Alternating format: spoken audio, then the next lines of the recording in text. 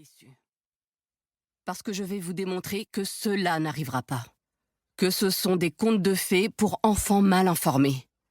Et ces enfants mal informés, mesdames et messieurs, c'est vous. Ajouta l'homme aux allures de bûcheron, soulevant une onde d'incrédulité dans le public.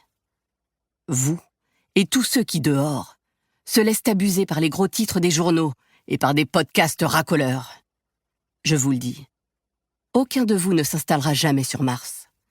Aucun de vous, même les plus jeunes, ne vivra jusqu'à 200 ans.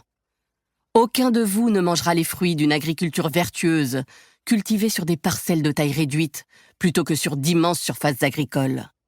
Et surtout, aucun de vous ne cessera d'avoir besoin du pétrole et du gaz. Contrairement à ce que racontent des tas de gens, cela n'arrivera pas.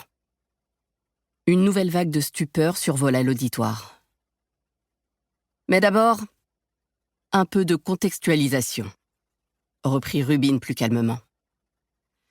Il y a aujourd'hui sur cette planète plus de personnes qui bénéficient d'un niveau de vie décent, d'une bonne santé, d'une meilleure espérance de vie et qui mangent à leur faim qu'à n'importe quel autre moment de l'histoire. Et cela, nous le devons à deux choses. L'essor du commerce mondial et une énergie abondante. Rubin posa sur eux son regard d'aigle. Il porta le verre d'eau à ses lèvres. Il aurait dû chauffer ses cordes vocales. Depuis qu'il avait pris sa retraite de l'université, il vivait en solitaire au fond des bois, entouré de ses chiens, de livres et d'écrans. Et il parlait de plus en plus rarement en public.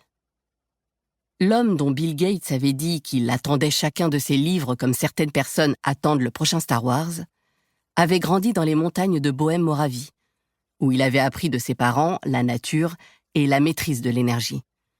En l'espèce, le bois qu'il coupait quotidiennement et qui servait aussi bien à chauffer la maison familiale pendant les longs hivers qu'à faire bouillir la marmite.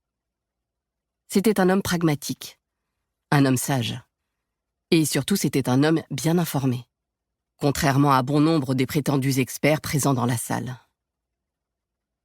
Tenez, au cours des dernières décennies, nous sommes parvenus à réduire considérablement la sous-nutrition dans le monde. En 1950, nous étions en mesure de fournir une alimentation correcte à 890 millions de personnes. En 2019, à près de 7 milliards. Et nous devons ce miracle, car c'en est un, à une seule chose, l'énergie. L'énergie abondante.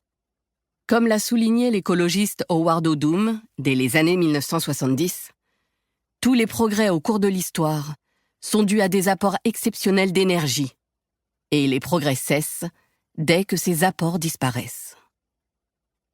Son regard dur s'attarda sur le public.